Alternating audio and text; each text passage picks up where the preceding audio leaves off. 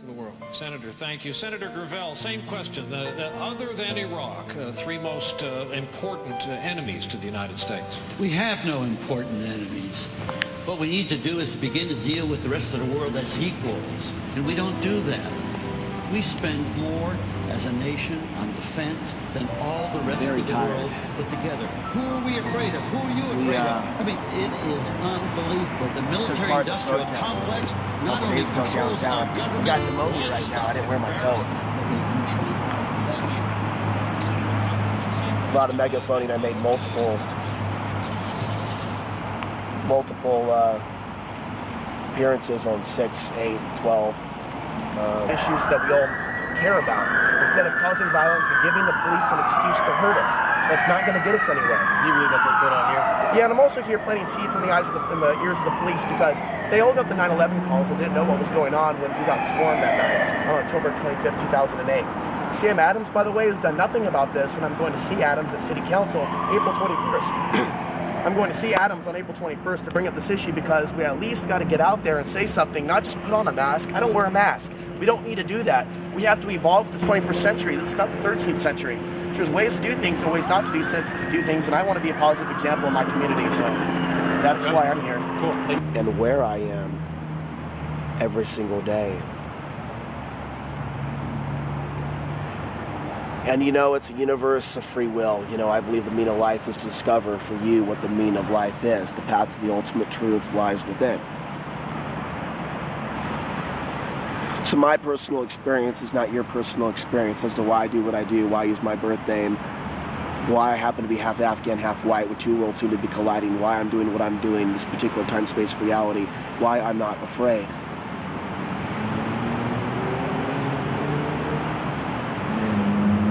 And I've had a lot of things, near-death experiences, happen to me before I became an activist, where I felt there was a hand that was protecting me and guiding me. When I had troubles when I was young, and there were things that had happened to me when I was young that made me grow up and mature at a very young age, in my teenage years, having to move around from place to place, having abusive parents, to a certain degree, although my relationship is a little bit better with my mother today. But the reality is I had to learn to be self-sufficient and spiritual, to seek answers in my own way, and that's what I was doing as a teenager. And it was then, and also when I was younger, that I began to have visions about the future, which is why I'm so passionate about what I'm doing. It's like I was born, or I came out of the womb to speak about what I'm speaking about, and to do it without fear, because I'm being directed by something. It's not a matter of claiming you're a prophet or that you're a Messiah.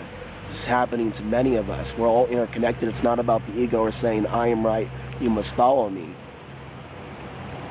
We're starting to tap into something that's real, and it's hard to define with language. Language limits exactly what this is. And we're all awakening to different things. We awaken to things that we need to awaken to. Personally, I believe in our soul's evolution.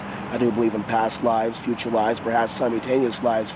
Time, after all, is an illusion, but I'm starting to become more aware of things and receive even more, and at an accelerated rate, God shots. When I think about someone, Facebook, technology sometimes interacts with us on a spiritual level. When I see someone's face that I don't know or have never seen or haven't talked to for some time, people sometimes constantly add me on Facebook, I will see them or bump into them on the streets. But what I want to pass on to you is that I've chosen to do what I'm doing because I'm not afraid of being murdered, because I do believe there are many of us out there that are being protected and guided by a higher force. And that this is a spiritual battle, and you can choose to believe or not believe. It's a matter of free will. And I'm offering this information to those that are really listening, that are open to who I really am and what my soul is saying right now. I can't necessarily get in this space when I'm doing my TV show or my radio show. There's too much going on. There's people there looking for news, but I feel I need to speak for my soul right now. It's not about the police state. It's not about the New World Order. It's not about they're all going to kill you. It's about we are powerful, angelic, spiritual beings that are here to change the world. We are here right now in this particular time-space reality, about to witness whatever's going to happen, whether you identify with 2012 being significant or not. We can all agree, can we not, that our planet is changing. We're facing environmental degradation, resource depletion, yet we're awakening at a more accelerated rate. There's more information available at our fingertips than ever before. Why?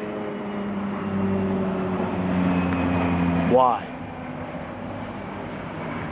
Why are we aware of so many different concepts?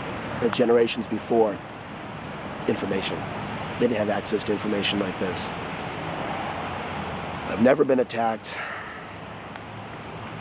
I've never broken a bone. I've never had a death threat. I have always been poor than dirt. But I have never been hungry. I have never been homeless. I have never gone over the edge.